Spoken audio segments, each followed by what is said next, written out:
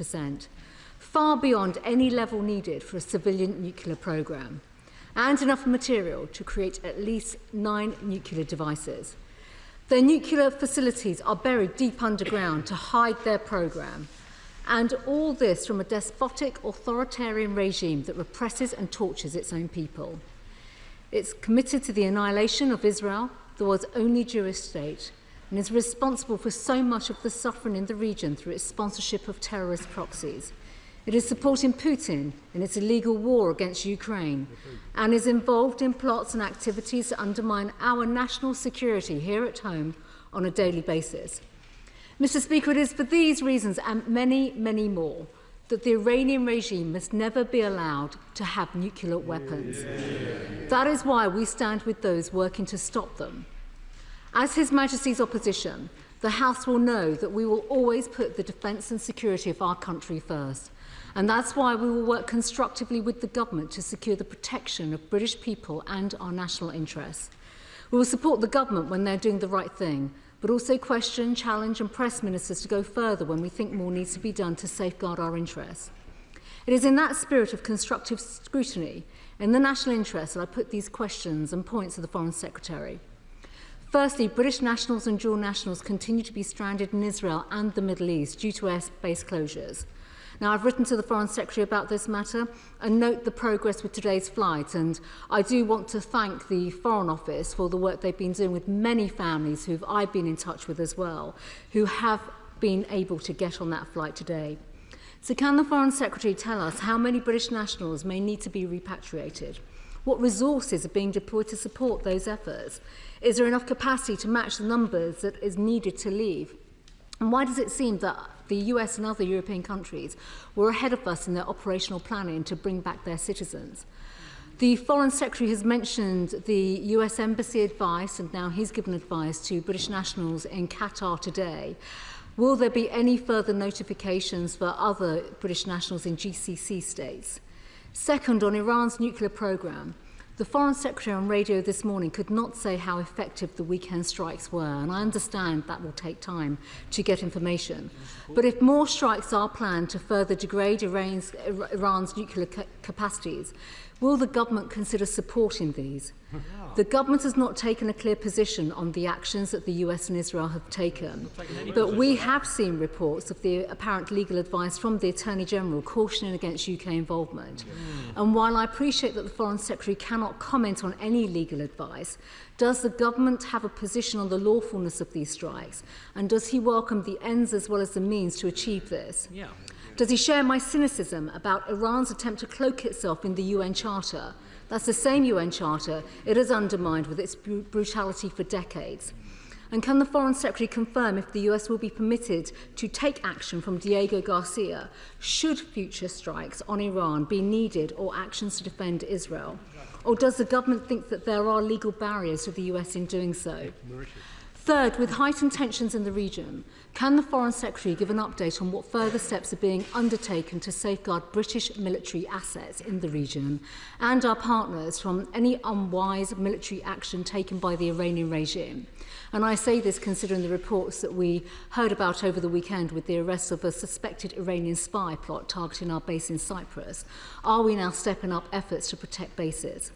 Fourth, what steps are being taken across government and with our police, counter-terrorism, security services to reassess the domestic threat levels? The Foreign Secretary cannot go into operational details, so can he give assurance on the robust action and disruptions to any potential Iran-backed plots that are underway? He mentioned, and rightly so, the issue of Gaza and the fact that we absolutely must work together in terms of ensuring that humanitarian aid gets to people desperately in need of aid. Can the Foreign Secretary update us on what steps he's been taking to engage with Israel to get more aid into Gaza? And does he agree that Iran must be weakened to end their ability to sponsor Hamas and other terrorists in the region? Foreign Secretary. Well, I'm very grateful, Mr. Speaker, to the tone and the cooperative context in which the Honourable Lady has made her remark, and quite rightly she has a number of questions which I will attempt to answer. But let me just begin by saying, fundamentally, we are in agreement that Iran and the regime in Iran can never have a nuclear weapon, and all of our efforts are designed to ensure that that is the case. And the whole House will understand that this is not just about Iran, the region and global security. It is because we have to remain steadfast in our commitment to not see nuclear proliferation. And if Iran got a nuclear weapon, clearly there would be others in the region that would seek to follow. And so it's a sober commitment that really begins 80 years ago that we must see to completion in relation of their ambitions. She asks about the British nationals in Israel. There are just over 4,000 British nationals that have registered their interests following our appeal last week. And we would estimate that somewhere between 15 to 25% of them indicate, this is following the pattern in previous crises in Israel and in the region, take up the offer of British assistance to leave. As she knows, the airspace has been closed, and so that offer up until this point was about getting them to the border. But I'm very pleased that that flight has landed and taken off. We hope to work with the Israeli government on further flights in the area. My understanding is that there has been a military plane that the Americans have put on for their citizens from Israel, but she will understand the uniqueness of the relationship that the United States has with America that facilitated that opening up, and I'm very pleased that we have been able to garner that same agreement today with the Israeli government. This is an ongoing and fast-moving situation. She has heard what I have advised British nationals in Qatar today, and of course we keep this under close review, and there may need to be further updates over the course of the next few days. It was important that I was in Washington, D.C., sitting with the US administration, and in that meeting with Marco Rubio and Steve Witkoff last week, it was very clear to me that all options were on the table, and President Trump had those options in front of us. I, of course, discussed with them in detail the trip that I would be making alongside my French, German, and the European High Representative in Geneva, and they were keen and hopeful that that might be successful. It was not successful. But we continue to press the Iranians to take the off-ramp and get into those negotiations with the United States and with the E3 to ensure that they are in compliance. She asks about the legal advice. That must rightly be a matter for the US government in relation to their action. And I'm pleased that she mentioned the ministerial code. She will know that Section 213 of the Ministerial Code prevents those of us in government, and she has been in government in the past, discussing legal advice so that government can operate in the appropriate way. But I would say to her, this was not our action. We have been clear that we were not involved. She asked also whether we had any request from the US government. We did not get such a request, but we were notified before the action took place. She asked also about state threats, and it is right to say that we have thwarted 20 such state threats since 2022 in this country, and she will know, including the highest tier that we put Iran on for national interference, that we take the threats from Iran very seriously, and we are reviewing and will come forward with legislation in the coming months in relation to the gaps that Sir John Hall found in how we deal with state threats in our country. The Select Committee, Dame Emily Thornbury. Thank you very much, Mr. Speaker. The only way to stop Iran from building a nuclear bomb is a deal. There cannot be a deal without negotiations, and there cannot be negotiations without trust.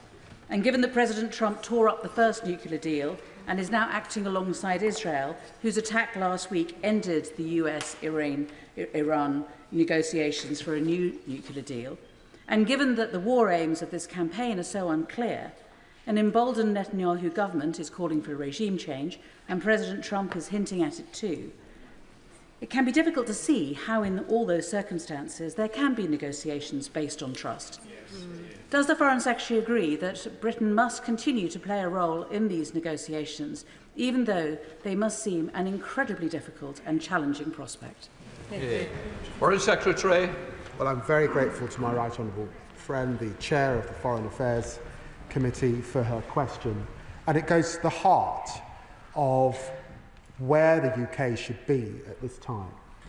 And that is at the centre of the diplomatic effort. A diplomatic effort that will be necessary at the end of this process. Because sadly, once you have the ability to enrich uranium to 60%, that knowledge is not lost.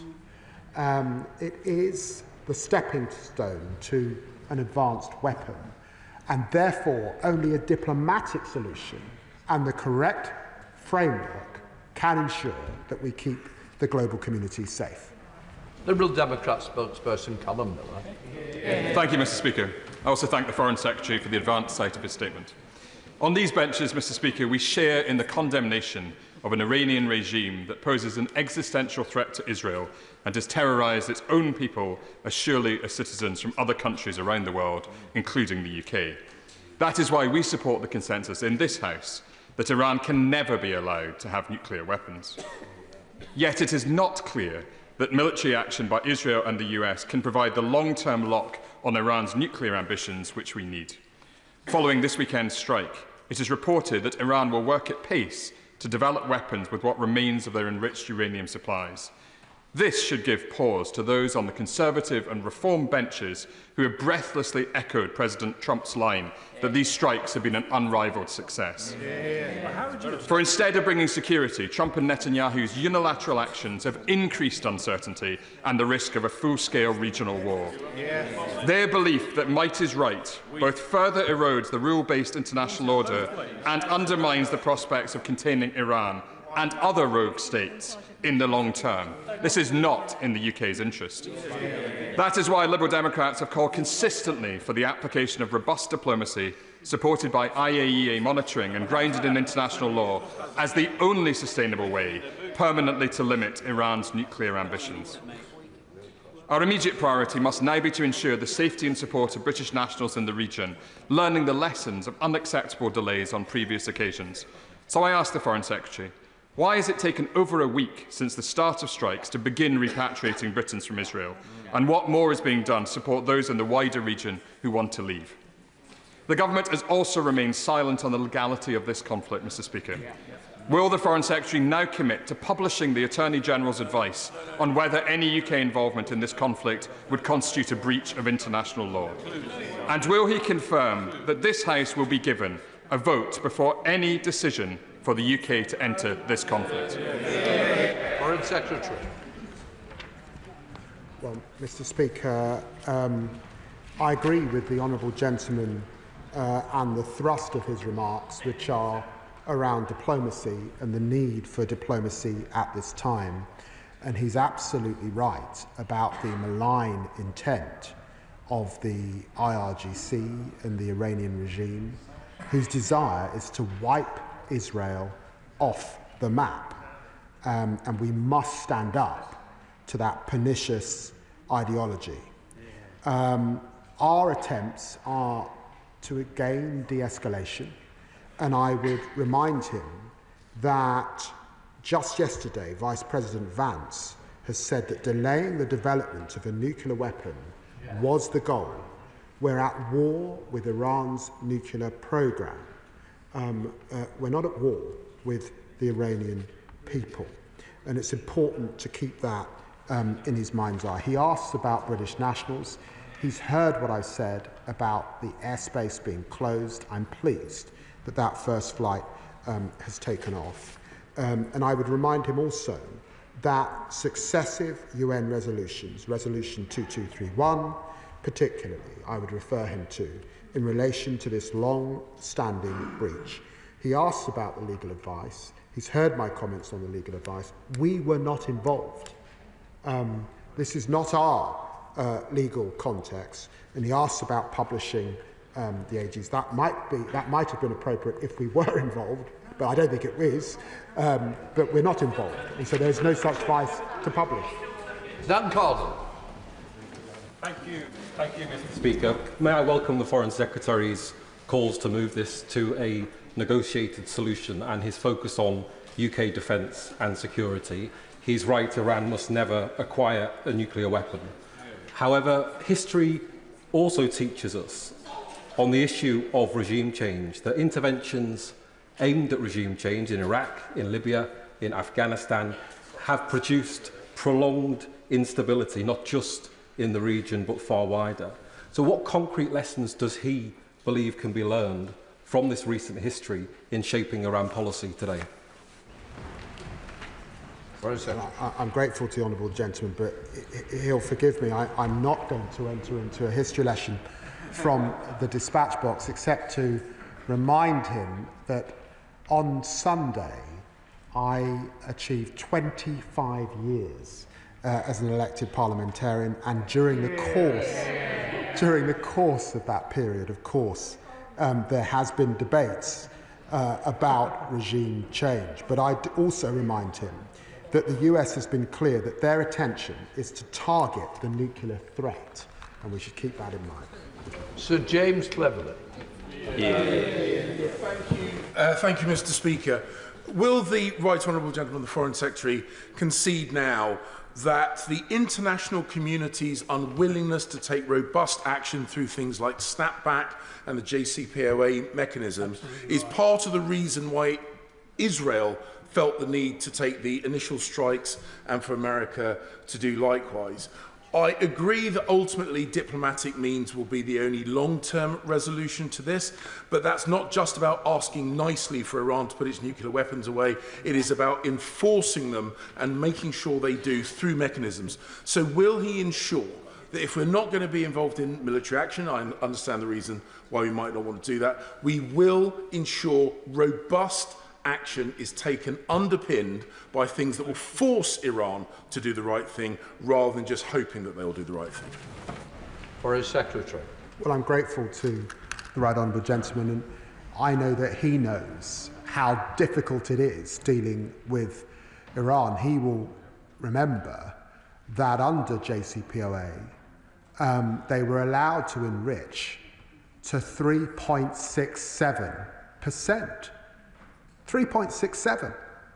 And today, they're at 60%. And the question is, how could that possibly be for civilian use? And I challenged the foreign minister from Iran about this on Friday. We've had 7 rounds of negotiations with the Iranians, and those rounds begun under his government, and he would have been Foreign Secretary for a period when those begun, and they have obfuscated, they have deceived, and the time now is to get real. Uma Kumran. Thank you, Mr. Speaker. Can the Foreign Secretary assure this House that the escalating conflict in Iran, where we all want to see urgent de-escalation, will not take focus from the UK's efforts to end the devastating war in Gaza, to help the Palestinian people, to free the hostages and lift restrictions on humanitarian and medical aid? Foreign Secretary. Well, I'm very grateful to my honourable friend. The loss of life over the last few days, hundreds of people who've lost their lives queuing for food is appalling and should offend us all. And of course, when I spoke to Israel's foreign minister yesterday, I reminded him once again about my deep concerns about the new system that Israel has put in place to deliver aid, and our belief that that system will not work, and we need to return to a much better provision. Alfred Brown. Thank you, Mr. Speaker. The Foreign Secretary has said that Iran must not be allowed to have a nuclear weapon. So does he therefore support the recent targeted strikes by the United States and Israel on Iranian nuclear facilities, yes or no? And if not, can he explain how exactly that inaction would have curtailed Iran's nuclear ambitions? Foreign Secretary. I'm afraid I'm not able to give an assessment at this stage of the effectiveness of that action, and neither is the United States. And the Honourable Lady may think that that is a binary question. I don't believe it is a binary question. What the UK is engaged in is diplomacy, and working, of course, with our closest ally, the United States. Blair McNoon. Thank you, Mr. Speaker. Can I associate myself with this condemnation of the humanitarian crisis in Gaza, but ask that we need condemnation to be matched with accountability? Here in the UK, Jewish communities in particular are deeply concerned at the moment about what lies ahead. Last week at the Foreign Affairs Select Committee, the Iranian ambassador acknowledged that MI5 had identified 23 threats on British soil organised by the Iranian regime. What's his message to Jewish communities who are on a state of high alert at the moment, wondering what will happen? Foreign Secretary. Well, I'm very grateful to the honourable gentleman for his question. He's right that the Iranian regime is the world's worst sponsor of state terrorism and state threats. We have individuals, 3 that have been arrested under our National Security Act, currently moving through our judicial system. And I would want to reassure those in the Jewish community in our country that we take those threats very seriously. And I, working alongside the Home Secretary, will do all we can to keep them, their buildings, their institutions, their families safe. Sir Julian Lewis. As usual, I agree with much of what the Foreign Secretary has to say, but I do have to ask him, how many times must a terrorist-funding, fanatical regime threaten to wipe another country from the face of the earth before a government advised by Lord Hermer of Chagos acknowledges that military action to delay and degrade its nuclear weapons program is both ethically and legally justifiable? Foreign Secretary. I simply say to the right honourable gentleman, and I say this with all respect, there is a convention in our country about the very important role that Attorney Generals play in our government, able to give government advice when asked for. It happens under all governments, and I don't really recognise the caricature that I've heard or some of the reports. And I want to make it crystal clear, we were not involved in this action, and therefore, really, some of what's being said is wholly beyond the pale. Abdesam Mohammed. Mr. Speaker, many of my constituents have contacted me over the weekend, fearful of the fallout of US intervention in Iran. They know, and we know, that wars do not make the world a safer place, but much more dangerous. Their concerns are not unwarranted. In 2002, Netanyahu offered a guarantee that regime change in Iraq would bring enormous positive reverberations to the region. But we now know that there was no imminent threat, and there were no evidence of weapons. The scale of the disaster, not just in Iraq, but across the region, was so profound that the Chilcot inquiry insisted any future military intervention must be met with rigorous scrutiny.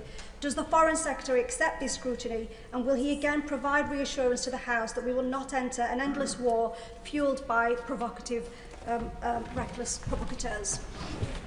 Foreign Secretary. I'm very grateful to my honourable friend, and just to say to her, I was in the House during that period in which Chilcot was making his work, and of course I'd want to reassure her that our government, and I hope all future governments here in the UK, have learnt from its findings. Brown. Thank you, Mr. Speaker.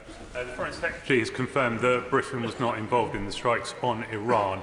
Will he also confirm whether or not the US administration sought permission to use Diego Garcia as the launch point for these strikes? If it was sought and was denied, on what basis did the Prime Minister deny permission? And if it wasn't sought, what does it say about the UK-US relationship that America would rather fly around the world from Missouri than launch from Diego Garcia? Foreign Secretary. They did not seek that advice. Elise Ballinger.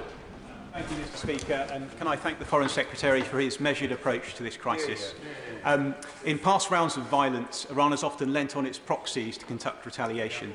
That includes the Houthis of Yemen, who up until recently have been attacking UK and international shipping in the Red Sea. Can I ask the Foreign Secretary what steps he is taking to protect UK shipping in that area and to keep those trade routes that are so vital for our country safe? Foreign Secretary.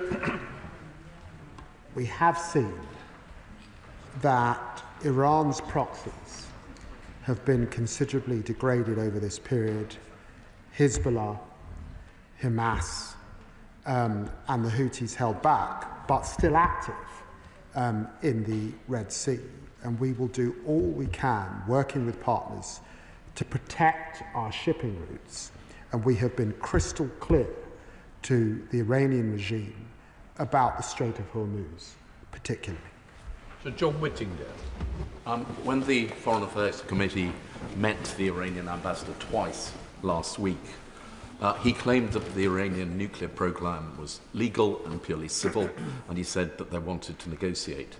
Can the Foreign Secretary say, on the basis of his numerous meetings that he has reported with the Iranian Foreign Minister, whether he gained any impression of Iran's willingness either to dismantle their nuclear program or to negotiate? Foreign Secretary. I'm very grateful for the right honourable gentleman's question. It's the central question.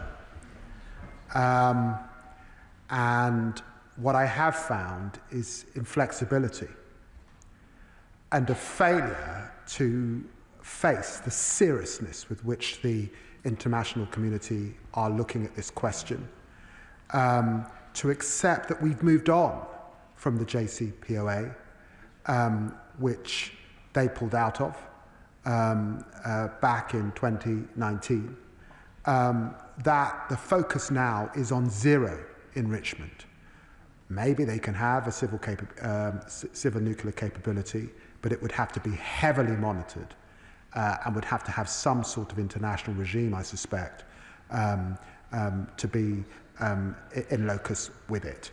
They have to face that seriousness now at this point. Florence Session. Thank you, Mr. Speaker, and I thank the Foreign Secretary for his statement this afternoon.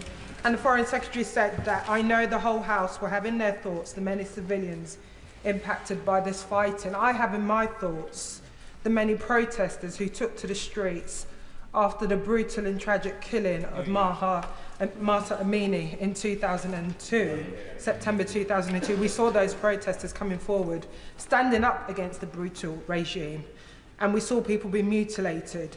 And the last 20 years of intervention has shown that war and wider escalation will not help these people. It will not help the ordinary Iranians who are suffering under this regime.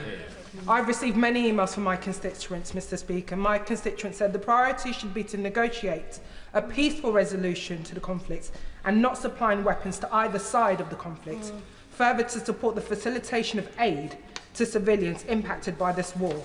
Can the Foreign Secretary assure me that the UK will not act immediately to follow in on any military action, and we will urge the US and Israel to de-escalate and to avoid targeting innocent civilians? Foreign Secretary. Well, I'm very grateful to my honourable friend for mentioning Mahsa Amini, a young woman imprisoned in Iran because of her appearance, killed in police custody. 20,000 people, many of them who protested, thrown in jail as a result. and 500 who effectively were murdered and lost their lives. That's the regime that we're talking about, and she's quite right to remind the House about that this afternoon. And I would refer her to the statements I previously made about our position on diplomacy. Stephen Flynn. Thank you, Mr. Speaker. For a lot of people watching and worrying over the weekend, they'll have seen many of the hallmarks of Iraq. Yet, despite that, the Foreign Secretary can't tell us whether he believes these strikes were the right thing to do or not. The Foreign Secretary can't tell us whether he believes that these strikes were legal or not. And the Foreign Secretary has failed today to outline whether this House would be given a vote on any potential military action in this conflict. Is he purposely treating the public as fools? Foreign Secretary. I've got to say to the honourable gentleman, he may just have got a soundbite, but I'm really on the nuclear question. I'm not going to take lecturing from the honourable gentleman. I'm afraid he's got a very sorry record in relation to that very serious matter. We have been very clear that diplomacy is the way, that de-escalation is our position. That's what you pursue if you're serious about foreign policy, and I'd recommend our approach to the honourable gentleman. Thank you, Mr. Speaker. May I first join the Foreign Secretary in thanking our brave service personnel from RAF Prize Norton for repatriating British citizens back from Tel Aviv. On this Armed Forces Week, I think we are all grateful for their courage and sacrifice. On Iran, let's be clear about the regime. It has killed thousands upon thousands, upheld brutal suppression of democracy, rights of women and LGBT+ people. It has demonstrated a consistent intent to sponsor terrorism and act through proxies and with violence in order to destabilise the region. But all military action must go through the process of international law, and it must be executed based on a plan and intent to return to democracy. Does my right honourable friend agree with me that we must do what we can to support de-escalation as soon as possible? Well, I'm very grateful to my honourable friend for his service in the RAF, and I'm sure he's thinking about former colleagues at RAF Akrotiri and across our 2 sovereign bases in this area, and about our bilateral defence partnership with so many countries in the region particularly. And I'm very pleased to make it crystal clear that the path through this is a diplomatic one, is for Iran to return back to negotiation and to recognise the power of the global community being absolutely clear. They cannot have a nuclear weapon. Bob Black. Thank you, Mr. Speaker. It's good news that the Home Secretary has finally decided, reportedly, to prescribe the treacherous terrorist group Palestinian Action. Now, given that she's done that at great speed after the attack recently, and the IRGC have conducted attacks or attempted attacks on this country multiple times, will he now use his powers to persuade the Home Secretary to prescribe the IRGC in its entirety? Foreign Secretary. Well, I'm grateful to the honourable gentleman, and the prescription question is always an issue for the Home Secretary. In the decision that she's made today, it's important to stress that it's a process involving all the relevant agencies and their assessment in the activities. But I have to say the attack on RAF bases is disgraceful and totally unacceptable, and the force of the law must bear down on it. She keeps prescription under review. I know it's a long-standing issue that the honourable gentleman has raised. Jessica Moore.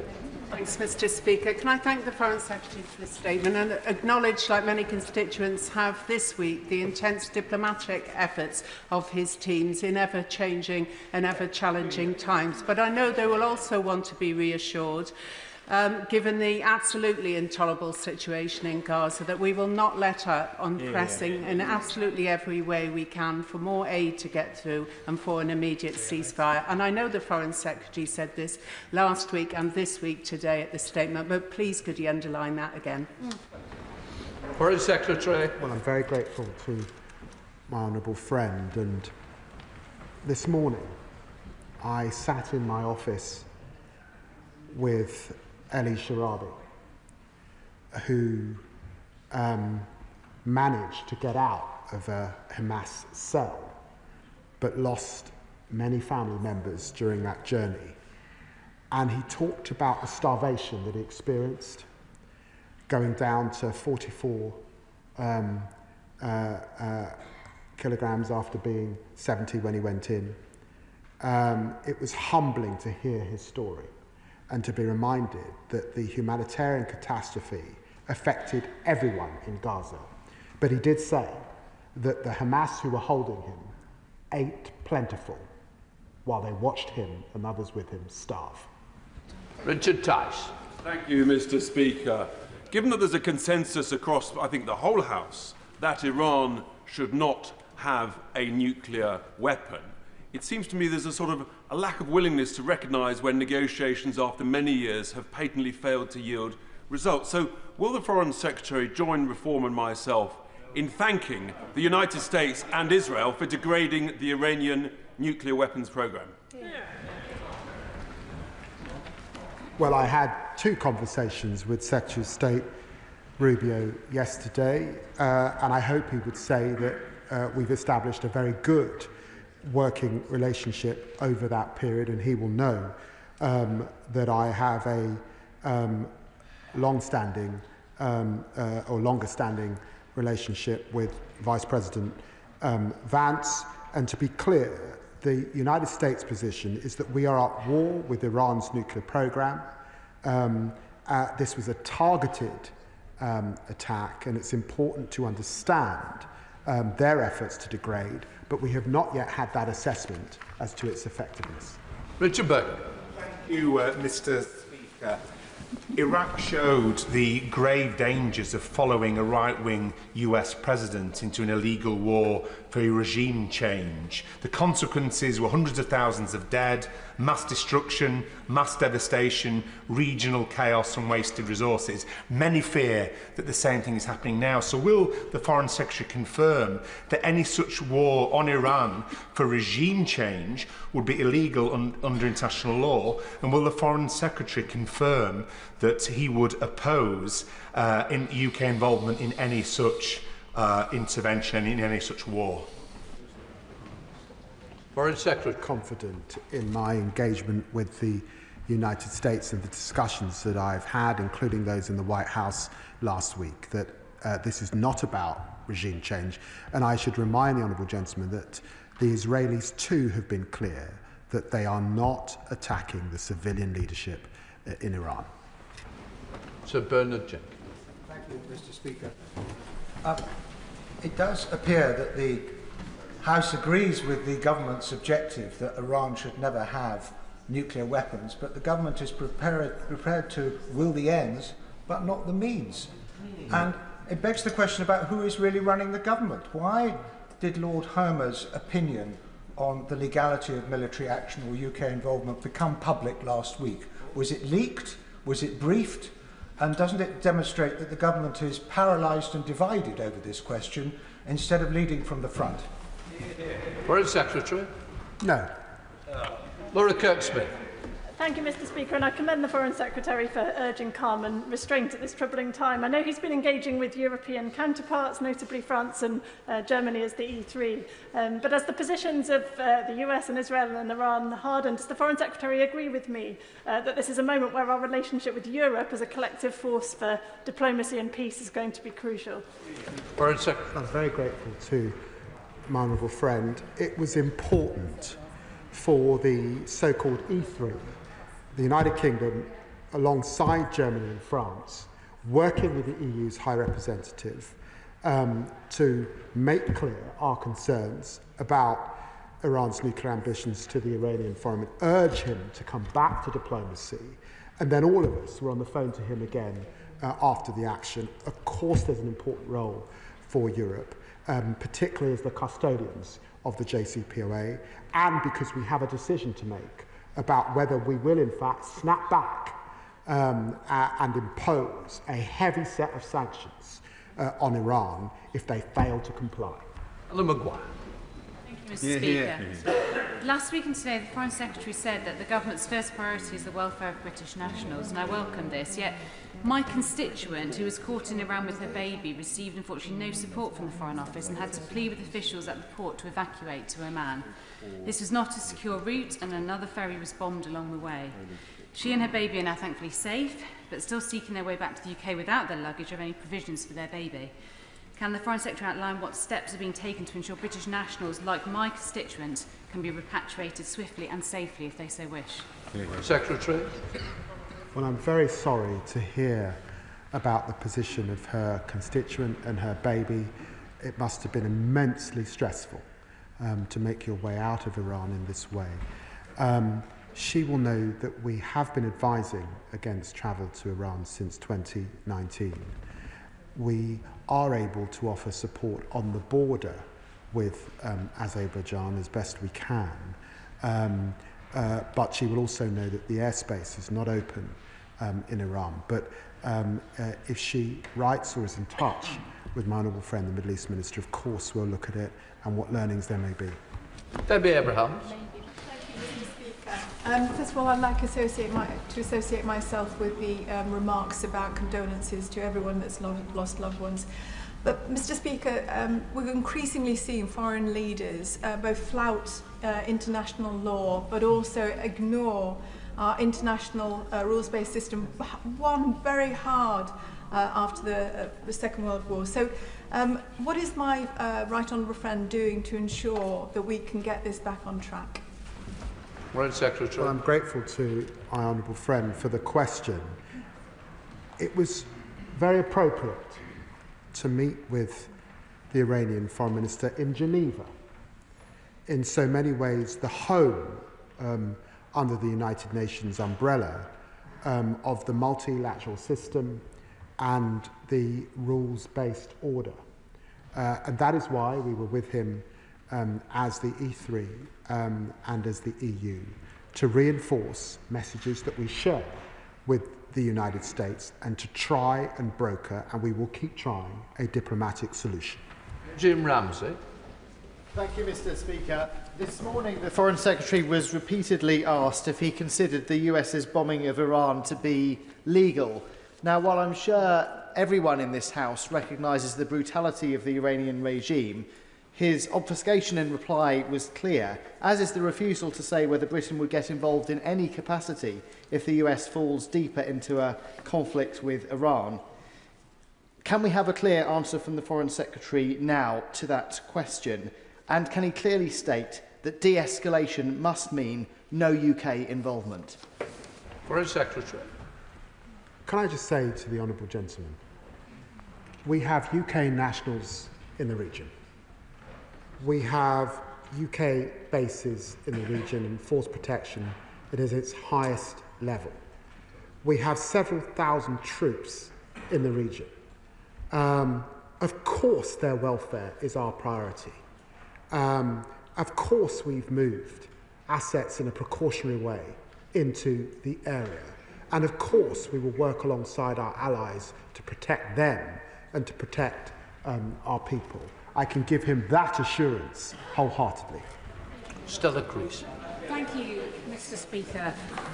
I think we all share the concern of the Foreign Secretary to get back to how do we end the horrors that we are seeing in Gaza and a clarity about the dangerous risks that Iran presents. But that also means that we need to ask some difficult questions about how we get the negotiations going. Now, we've seen today that the Israeli forces have deliberately targeted the Evin prison in Tehran. It was the prison in which Nazim Zahawi Redcliffe was held. So what conversations has he had with the Israeli government about whether they are now moving to target non-military installations, and what does he think that would mean for the ability of negotiations to restart? Foreign Secretary. I'm grateful to my honourable can I reassure her that I spoke to the Israeli Foreign Minister yesterday. I spoke to him briefly again this morning, and he reassured me that the targets, that the military targets, the nuclear facility, remains their objective and their focus at this time. Mr. Speaker, thank you. Away from the headlines, as the Foreign Secretary said, hundreds of Gazans have been losing their lives. And let's be clear about what's happening. As tens of thousands of people daily walk miles to beg for food from American mercenaries, they're being shot at random in the street. Now, I think we've moved beyond in this House as asking the Foreign Secretary to actually lift a finger beyond mouthing the words to do anything about this. But I have a wider question. Does he envisage that the UK will play any sort of part in there being some sort of consequence in the future for these outright murders? Foreign Secretary. Can I say to the right honourable gentleman, and I know the strength of feeling that he has on these issues and the consistency with which he has pressed these issues from the backbenches, can I reassure him that in the White House last week we did not just discuss the situation in Israel and Iran. I also discussed the situation in Gaza, and our discussion was about the chances of a ceasefire. The prospects of that ceasefire are currently with Hamas, deep in their system and in their tunnels, but I remain hopeful that we will get a breakthrough in the coming days and weeks, and that the suffering that we are seeing is alleviated. I'm aiming for 5 o'clock so we can speed up question and answer. Very helpful, good example. Louise Jones. Thank you, Mr. Speaker. When there was US offensive action against Iran 5 years ago, we saw proxy action taken against UK and US personnel deployed in the Middle East, where we sadly lost Lance Corporal Brodie Gillen. I don't expect the Foreign Secretary to give me details, but can he assure me that everything's being done to make sure that there is adequate force protection for those who are still deployed on behalf of this country? Foreign Secretary. Very grateful to the Honourable Lady for asking that question, and to give that reassurance, our highest levels of force protection to all our wonderful personnel, many of whom I've met, who are in the region. No, Mr. Speaker, can I thank the Foreign Secretary for his statement and also for emphasising the importance of restraint and de-escalation at this very perilous moment. But can I ask him what steps he's taking to try to align and coordinate his diplomatic efforts with those of our European and G7 allies in the hope of presenting this united diplomatic front? Secretary. Grateful for the question. I have spoken, of course, to our G7 allies over the course of the last few weeks. I've spoken to our partners in the region, the Levant, as well as the Gulf, particularly, and I will continue to do all I can. And obviously, NATO in the coming days will be another forum in which we can reach a common path towards diplomacy. As the Member of Parliament for the largest Jewish school in Europe, can I thank the Foreign Secretary for the assurances that he gave earlier on the community in this country being safeguarded. Can I also commend the way in which he has diligently pursued a negotiated outcome to this destabilised situation. He knows that it used to be said that the Israeli Prime Minister jumped to the tune of America. Now that it seems to be the other way round, what action will he take against Prime Minister Netanyahu specifically in order to stop the destabilisation of the Middle East? Foreign Secretary. Well, I'm grateful for the honourable gentleman's question. We do have disagreements with the government of Israel, and he knows that a few weeks ago we sanctioned 2 members of that government. But I remain, and the government remains, a friend of Israel, able to work at many different levels. And we recognise the contribution that has been made at this time to the degrading of proxies working on behalf of Iran, recognising that those proxies contribute to Iran being the worst actor on state threats globally. David Reid. Thank you, Mr. Speaker. If Iran chooses to close the Straits of Hormuz, which the Iranian Parliament have now voted to do, what contingency options has the Foreign Secretary worked up to protect UK national interests? Well, can I assure him that these issues are, of course, under consideration in the government? All contingencies are in place, and we are in discussion with our allies about that, but it would be wrong for me to go into operational detail. Clive Lewis. Can I associate myself with the comments made across the House about the dire and despicable nature of the Iranian regime? But that said, last week the Foreign Secretary told the House that attacks on Iran were not in our national interest. So does he believe the strikes led by Trump and Netanyahu, two hard-right authoritarians with no love for a rules-based order, have made Britain or the world any safer? Or does he agree with me that for much of the world watching, the message is chillingly clear? In a global order where rules mean little and might makes right, deterrence, not diplomacy, is now the only defence. And that, as he must acknowledge, makes global security more precarious than ever. Foreign Secretary. Well, I'm grateful to my honourable friend, and I recall that my honourable friend also recognises the problems of that nuclear threat and nuclear proliferation. An assessment has not been made yet of the effectiveness of that military action, but he will have heard my remarks in relation to diplomacy. That is the way now, and it will be the way when we get beyond this current crisis. Brendan Hall.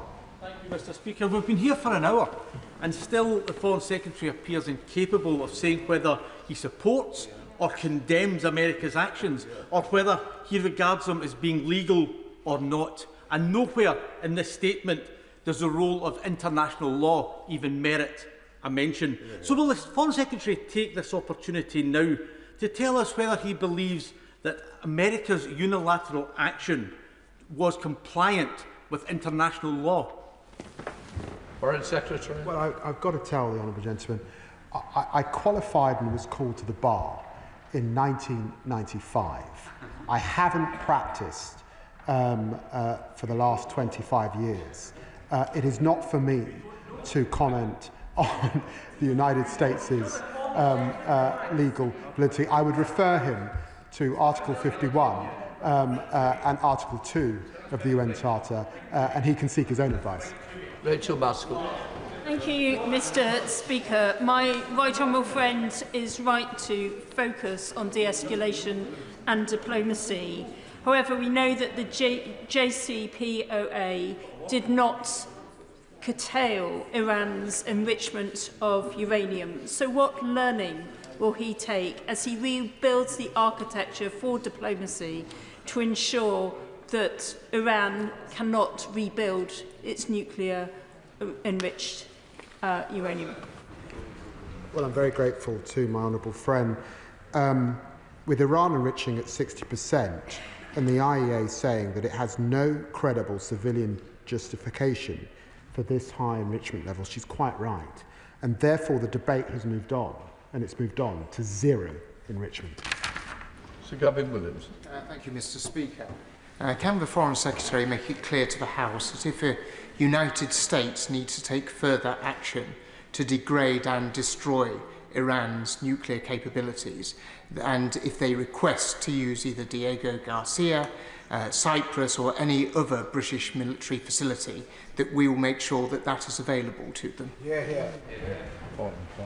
Can I say to the right honourable gentleman that in my discussions with the United States and with Secretary of State Rubio, and I think he saw this from the thrust of the press conference that was held in the United States yesterday, that is not their intention. He will know that they are assessing now what has happened, and they are hoping that it has been a targeted response, a single response. That is the thrust of what we're being told by the United States at this time. John Crane. Mr. Speaker, I thank the Foreign Secretary for his statement. I understand the priority to evacuate UK citizens from Israel, but advice to our constituents Qatar to shelter in place until further notice is hardly comforting. Can I press the Foreign Secretary to outline what more detail will do for UK citizens in the wider region and whether there is a specific threat against them? Foreign Secretary. The message that I gave earlier at the dispatch box is in the context of a fast-moving situation, and advice that was given by the US shortly before standing up. Of course, we keep our advice updated, and we are on high alert right across the region. Alton. Mr. Speaker, what is UK government policy on whether regime change should be pursued in Iran, yes or no? Foreign Secretary. I said that in talking to Secretary of State Rubio, in talking to Vice President Vance, in talking to Envoy Steve Witkoff, that is not the objective of the United States. And of course, it is not our belief that it's for us to change the regime of any country, that it must be for the people themselves. Ian Byrne.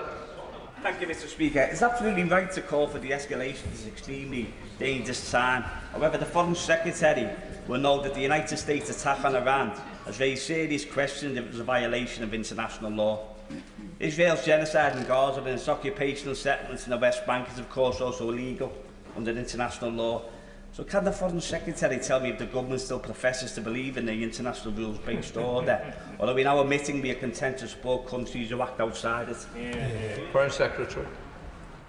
Well, I'd refer the honourable gentleman to what I said in the chamber this afternoon. Of course we believe in the rules-based order and international law. That was precisely why I was in Geneva on Friday for 7 hours, attempting to get Iran to comply and get back around the negotiating table. Jeremy Corbyn.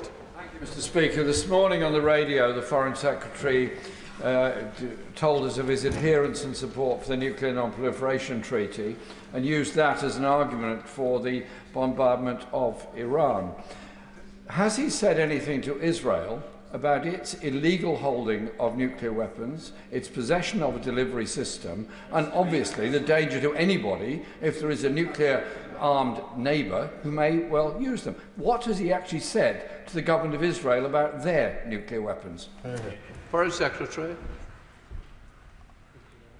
I want to recognise that the Right Honourable Gentleman has been campaigning on these issues over many, many years and has taken strong positions on nuclear proliferation. I don't want to go back to the days of Mordecai Vanunu, but I would just remind him, Israel is not threatening its neighbours with nuclear weapons. It's Iran that we must stop at this time. Andy Slaughter. Thank you, Mr. Speaker. Does my right honourable friend believe that the attacks on Iran are beneficial to this country, or will they create more instability in the Middle East and beyond? And is there a cost to the UK as an upholder of the rules-based international order, which he says that we still support, if the actions of our allies, the United States and Israel, are judged to be contrary to international law? Foreign Secretary. I'm very grateful to my honourable friend, and I know he's learned in these matters, and he will have strong views. What I can say to him is that we are seeking de-escalation, we are pursuing diplomacy, and we are doing that according to the rules-based order and our belief in the international architecture that was set up on the backs of men and women who lost their lives and gave so much in the Second World War. Harriet Ball. Thank you, Mr. Speaker. The Foreign Secretary has referred a number of times to the diplomatic off-ramp. So can he confirm to the House that the diplomatic off-ramp, the request of the United Kingdom to Iran, is that the regime change its stance and finally recognises the right of our ally Israel to exist? I can.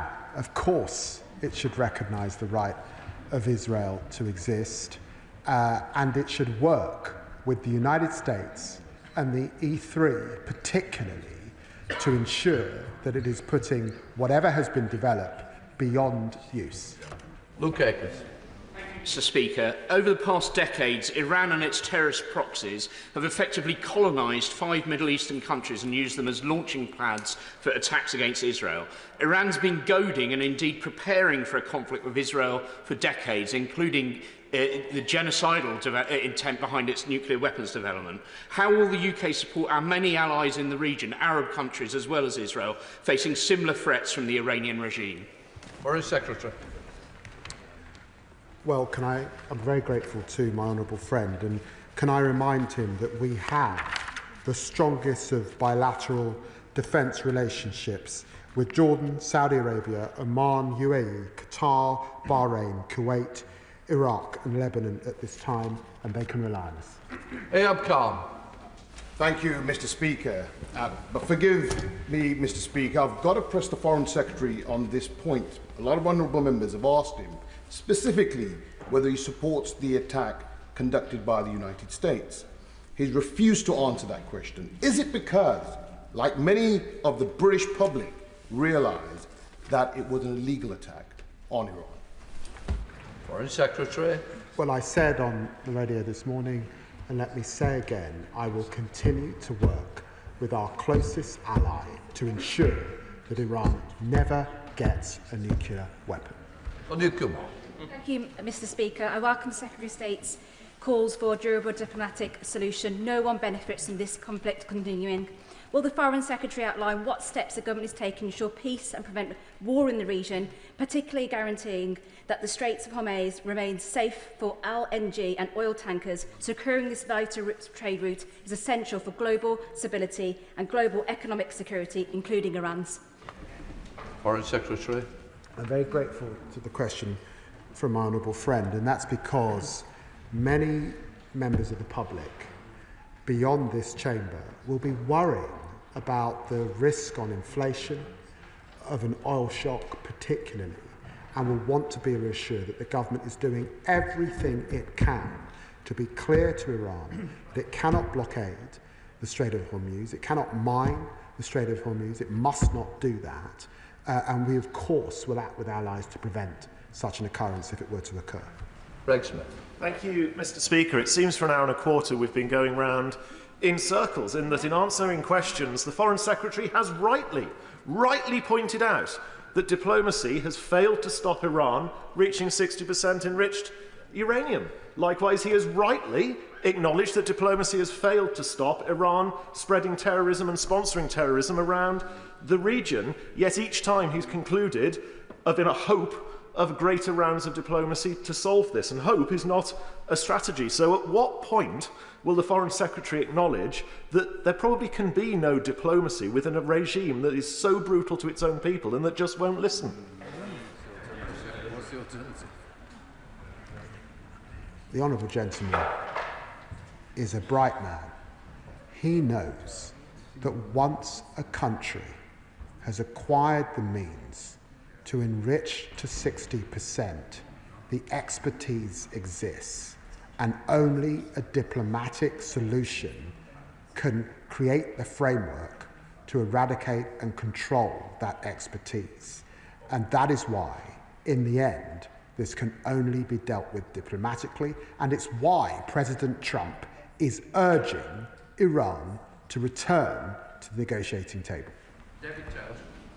Mr. Speaker, as well as the Iranian regime's threat to Israel, the Iranian regime has also supported Assad to kill 500,000 people in Syria, including Palestinians, and supplies Putin with the drones he is currently using to massacre people in Ukraine. We must also remember, of course, that it persecutes its own people, including human rights activists. And just as ministers have, I'm pleased to say, engaged with Syrian activists in the UK to hear their views on the future of their country, can I ask ministers and the Foreign Secretary assure me that they will engage with human rights activists and democracy activists here in Britain to help guide their approach going forward? Well, I'm very grateful to my honourable friend's question. His articulacy is spot on, and I can give him that undertaking between myself and the Minister for the Middle East. Thank you, Mr. Speaker. We talk weekly in this place about Russia's illegal bombing of Ukraine. Now, Russia may not be a close ally like the US, but presumably, if international law applies to that, then the US bombing of Iran would likewise be illegal under international law. If not, then could the Foreign Secretary explain why international law would apply differently to the US and where that leaves us if this conflict escalates in the region? I say gently to the Honourable Lady, one should always be wary of moral equivalence.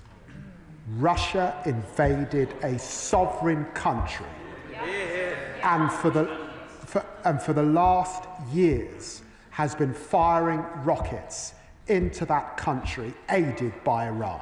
And we will continue to stand up to Putin's abysmal aggression, and of course he should be held to account.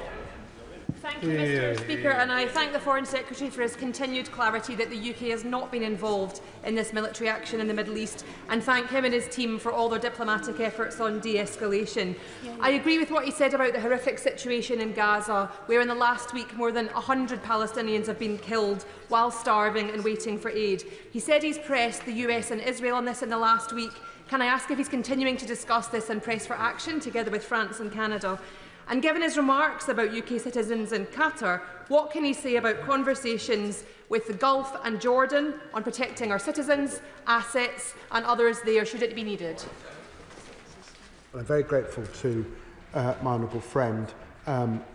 Yes, I've liaised with Jordan, I've liaised with Gulf partners. I will be speaking to the UAE very shortly, later on today.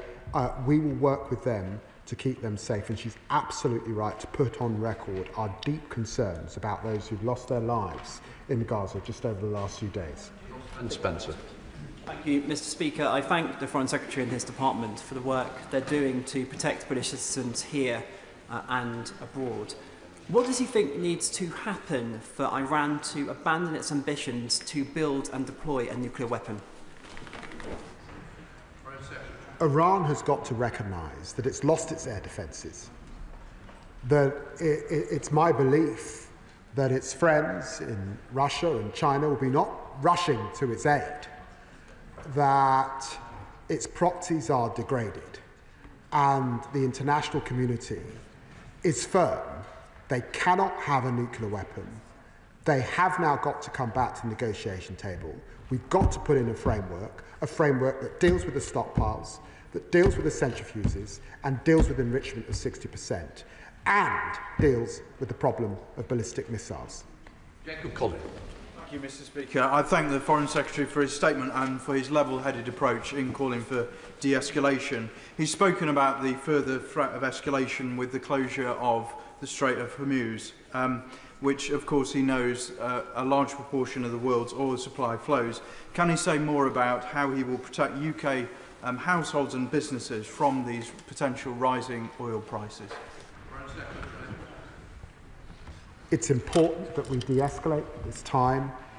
It's important that diplomacy prevail.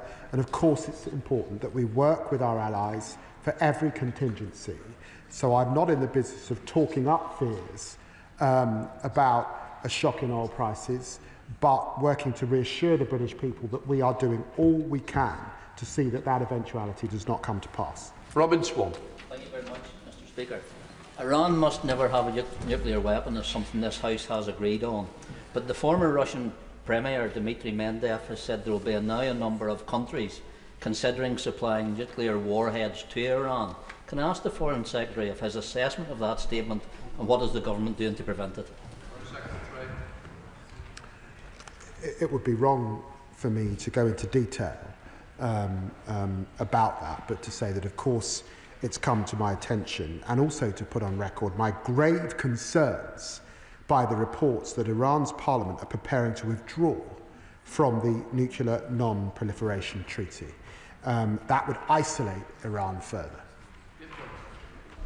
Thank you, Mr. Speaker. Further escalation in the Middle East could have devastating consequences not only for the region but for global stability.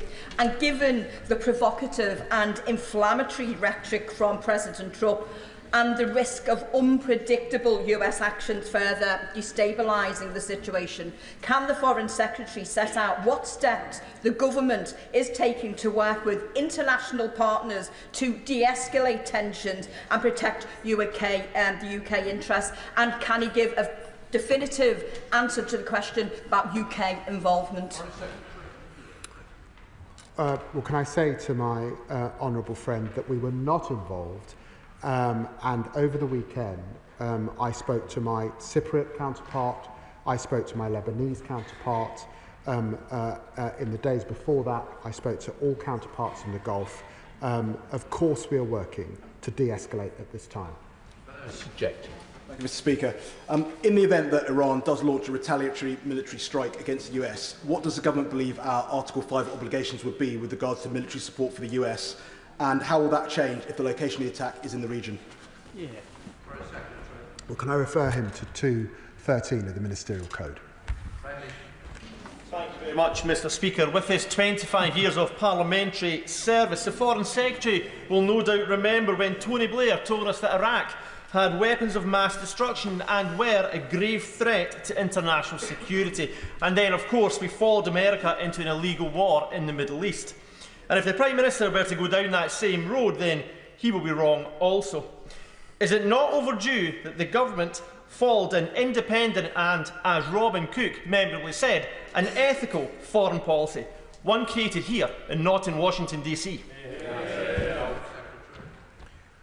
Well, the honourable gentleman allows me to put on record what a privilege it's been to serve and work as Foreign Secretary alongside a Prime Minister of such tremendous principle and legal learning that entirely understands his obligations, entirely understands what good government looks like, and is absolutely steadfast in his belief in the international rules-based order. Cameron Thomas. Thank you, Mr. Speaker, and thank you to the Foreign Secretary for the gravity which he's applying to this important topic. 1 week ago, the Foreign Secretary told me that he had huge confidence in our ability to defend our Middle Eastern assets from Iranian strikes. But within 2 days, 2 strategic assets were vandalised by a couple of civilians on an e-scooter at RAF Rise Norton. Yeah. Does the Foreign Secretary recognise that the UK must not follow Trump into Netanyahu's war with Iran when force protection is inadequately resourced at home? Well, I'm very grateful to the honourable gentleman for his service in the RAF, and can I refer him to a statement that the Armed Services Minister will shortly be making in the House about the security of our sovereign bases. I think so. Mr. Speaker, just a week ago we were here calling for de-escalation due to so many civilian deaths, but in the last week we have seen an escalation with so many more civilian deaths in Israel, in Gaza, in Iran. We know it's much easier to get into a conflict than to conclude it. If the justification for military action is now a nuclear weapons programme and being a threat to your neighbours, how many other nations fit that category? Isn't North Korea another country with an even more advanced nuclear weapons programme? Where is Article 51, the UN Convention, now in terms of justification? Well, my honourable friend's question goes to the heart of why it would be a travesty for Iran to withdraw from the Non-proliferation Treaty, and why we must work to ensure that Iran does not become a North Korea. It must never have a nuclear weapons programme, and we will do everything to stop that happening. David Simmons. I'm grateful, Mr. Speaker. The family of my constituent, Katie Solomon, have been in touch to share their fears about her as she shelters from Iranian attacks in Israel. And my constituent, Mehdi Mosleh, has told me about how his life in the UK started as a refugee from the Iranian regime. So can the Foreign Secretary tell my constituents in the House why, given Iran's record, he is finding it so difficult to follow the Prime Minister in welcoming the actions of our allies in seeking to reduce the risks posed by the Iranian nuclear programme? Well, can I say to the honourable gentleman that he will recall that in representing my constituency in Tottenham, I have the Stamford Hill area of London, which is the home of many in our Orthodox Jewish community, many of whom are in Israel as we speak, sheltering too in their bunkers. So the picture he paints is one that I recognise, and it's why I'll do everything I can to work with them and protect them. Mr. Speaker, and I'd like to thank my right honourable friend for his statement. Dozens of people from my Hendon constituency have been stranded in Israel and Iran. I thank the Foreign Secretary for his hard work on this issue, and it's good news that the first flight has already occurred. Can he say more about the timeframes for potential future flights, and also say more on what is being done to support those looking to leave Israel by land, borders or by sea? I updated the House about our rapid response teams that are working in Israel and at borders for those who are able to journey to the land borders in Jordan and Egypt to leave. We have a flight in the air as we speak, and I expect that there will be further flights in the coming days, but it does depend on airspace and how those days look. Lincoln John. Thank you, Mr. Speaker. I thank the Foreign Secretary for a statement in which he says that he's been crystal clear with the regime in Tehran. I hope he's been a lot clearer with them than he has been with the House today, because I'm going to give it one more go, because I genuinely don't understand why he can't answer this question. Does His Majesty's government support or oppose US military action against Iran at the weekend?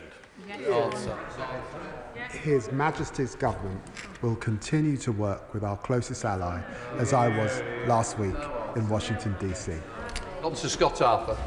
Thank you, Mr. Speaker. And I do thank the Foreign Secretary for his energy he's invested in de-escalation because it's the only moral route out of this conflict. And I thank him also for reassuring us that UK forces aren't involved and not giving up for the plight facing ordinary Gazans. There's 90 million people in Iran.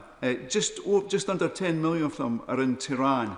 There's reports of many of them trying to leave the country, and this will be made worse by the reports around the speculation around regime change. There's also reports that Turkey and Pakistan might be closing their borders to refugees. Is this something he's keeping a watchful eye on, and has he discussed it with our international partners? Well, I'm very grateful to you, honourable friend, for the question, and it was why I spoke to our ambassadors and teams across the region this morning, because I recognise that this is a worrying and stressful time in all of those areas, which is why my central message and task is to de-escalate. We need more light and less heat. If I heard the Foreign Secretary correctly, he said that the UK would act if Iran sought to block the Strait of Hormuz. Did he mean act militarily?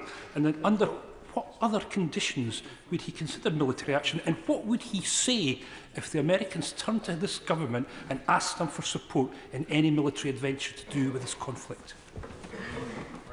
It would be quite wrong for me from this dispatch box to get into eventualities and operational matters at this time. But be reassured that all contingencies are in place to keep our people and to work with our allies to keep the region safe. Thank you, Mr. Speaker. The most in-depth study ever conducted on the casualties of the war on so-called terror was conducted by Brown University in America. They found that directly or indirectly, over 4.5 million people lost their lives. 4.5 million people partially lost their lives because of what was voted for in this House. So can the Minister agree with me that the only resolution to this conflict is through diplomacy? And can he assure the House he will not follow the previous Labour government and the previous Labour Prime Minister Tony Blair's mantra when it comes to America bombing Middle Eastern country is with you whatever, and lead this country and the world into the abyss?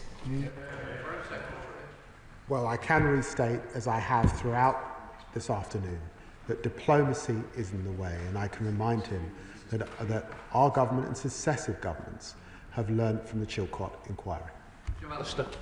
Speaker, why should the House of Commons and the country that we represent not be entitled to know whether their government supports or regrets the American action? And doesn't equivocation in that issue bring succour to those we say must be robbed, quite properly, of their nuclear potential? I think the people of Britain are entitled to know that we were not involved in this action, that we work for diplomacy and de-escalation. That is why I was sitting in the White House last week. It's why I was in Geneva on Friday, and it was why I was at a COBRA meeting and making a round of calls to allies and partners to de-escalate at this time yesterday. Sarah Poach. Thank you, Mr. Speaker. Does the Foreign Secretary, is he able to explain to the House whether the United States felt unable to use the Diego Garcia base and have to refuel in a highly dangerous operation 3 times because of that, because of your deal that you did with the Mauritians that would then tell the Chinese, that would then tell the Iranians? The Honourable Lady has got to get off social media and has got to get some help. Has got to get some help because she's swallowing conspiracy theories that should not be repeated in this House. Ellie John. Answer the question. Thank you, Mr. Speaker. The Iranian regime has long been a threat to peace, democracy and human rights, but the unilateral, illegal and dangerously provocative Israeli and now American attacks have made a tense situation extremely perilous and are completely outside international law. It's therefore deeply concerning to hear the Secretary of State echoing the talking points of Netanyahu and Trump, instead of standing up for those principles, clearly condemning the illegality of these bombings and unequivocally ruling out the UK being dragged into any military action supporting such illegal action. Why will he not? I'm focused on Iran's desire for a nuclear weapon. I'm focused on the UK's solemn obligation to stop that happening. And I am focused on the diplomacy that is required to bring that about. Jim Shannon. Thank you, Mr. Speaker, and I thank the Foreign Secretary for his statement today. I've often spoken in this chamber about the Iranian regime and the horrific human rights abuses that take place under IRGC control. I have nothing but admiration for the steps taken to destroy Iranian nuclear armament by our US and Israel allies. These are steps that we must support. So will the Foreign Secretary confirm that the UK stands shoulder to shoulder with the US and Israel as they do what needs to be done, and further that we send a message to Iran that retaliation in any form will not be acceptable and they will face the might of the best armed forces in the world, that is the British Armed Forces? I can reassure the honourable gentleman that of course we stand with our allies in the United States and indeed in Israel in facing down the repeated threats from Iran, an existential threat of course to Israel, but a destabilising in the neighbourhood. Of course we will stand up to them. Right, let the front benches change it.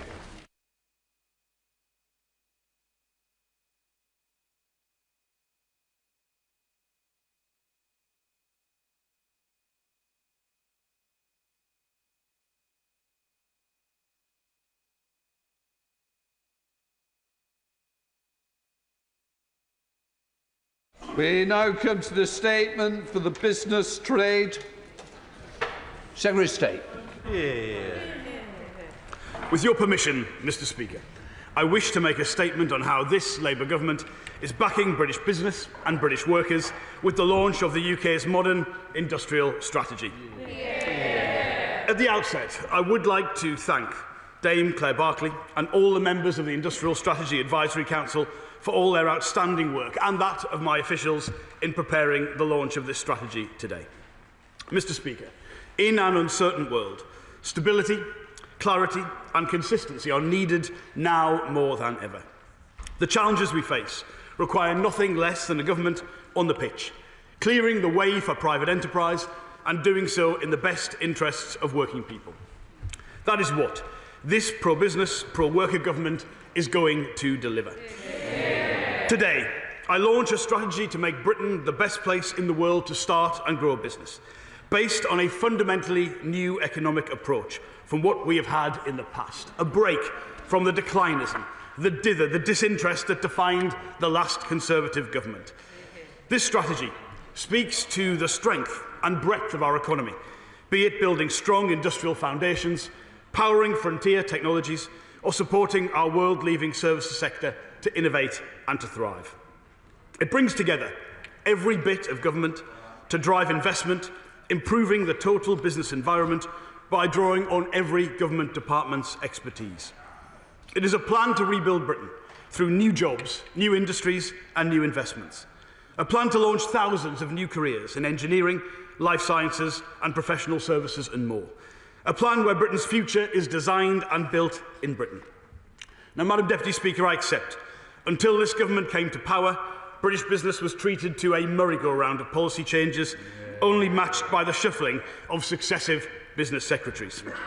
We are now providing the stability that is at such a premium across the world. Make UK have long called for, and I quote, a funded and joined-up long-term vision as a matter of urgency for stability and investment, and I couldn't have put it better myself. So from the moment we took office, we said we would pursue this new economic approach, where industrial policy would be something done with business and not to business.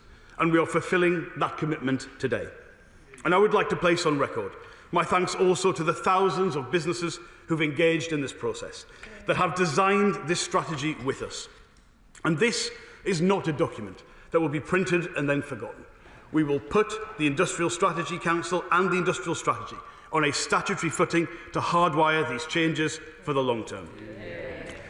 Madam Deputy Speaker, this government has brought stability and openness and a pro-growth agenda. But as I've told this House previously, working people must feel the benefits of economic growth. We must go further and faster if we want to achieve the kind of economic growth the public should expect and see in their public services and feel in their pay packets. Business has provided a wealth of testimony and evidence to the areas they see as holding them back, and there are no surprises to that list. It starts with energy, because we have amongst the highest industrial electricity prices in the developed world at present. They went up 50% in real terms under the previous government.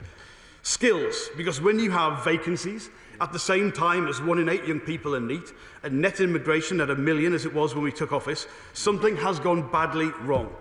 And place, because too much of the country has been held back by crumbling infrastructure and a lack of investment and by the north-south divide. And that ends now. We will make the bold choices to ensure every region and every nation can play to their strengths. And finally, access to finance, because without access to capital, we will always have a ceiling on ambition. Today, we have smashed through these barriers. Let me take each of these 4 specifically in turn, starting with energy.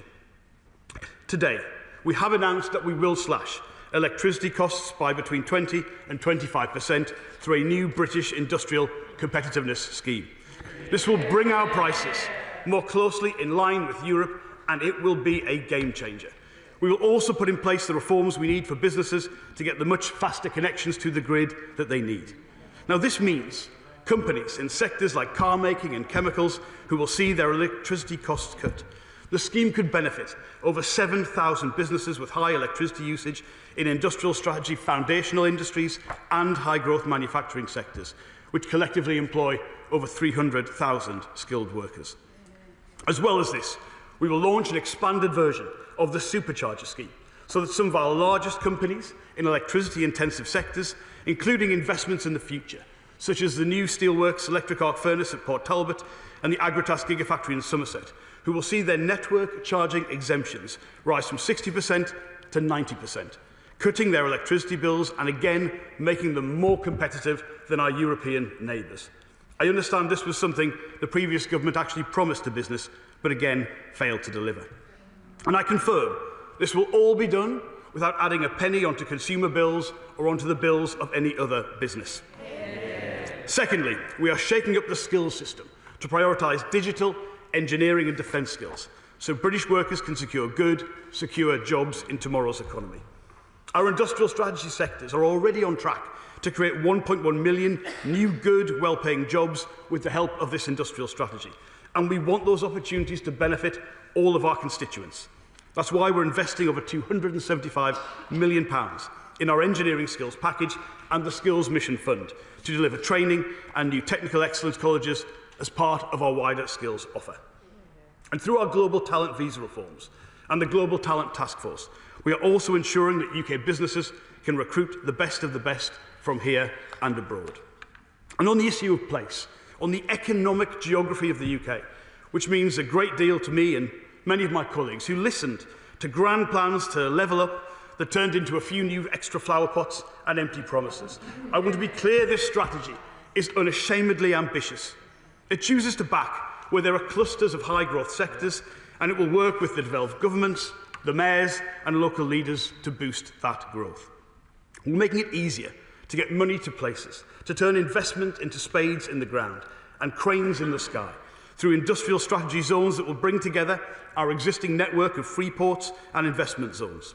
And we will also, for the first time, include a new programme, identifying investable sites where we will fast-track development, similar to the approach taken in France. But our infrastructure must match our ambition, so we'll strengthen connections between city regions and clusters through the Oxford to Cambridge Growth Corridor, the Growth Corridor across our northern city regions, the Edinburgh-Glasgow Central Belt, and through rail enhancements in Wales. Finally, we will unlock billions of pounds in business finance, with the National Wealth Fund supporting our growth sectors, with an expanded role for UK export finance, and £4 billion for growth capital for start-ups and scale-ups through a larger British business bank, addressing that key stage at scale-up that we know is the most challenging. This growth capital will catalyse £12 billion of private capital across the 8 growth-driving sectors and deliver around £30 billion of additional GVA to the UK economy. Now, these measures, alongside our transformative sector plans, are how we can realise the untapped potential in key parts of our economy. For instance, by 2035, we aim to double business investment in advanced manufacturing, increasing the volume of vehicles produced in the UK to 1.3 million, while creating the first European market for self-driving vehicles.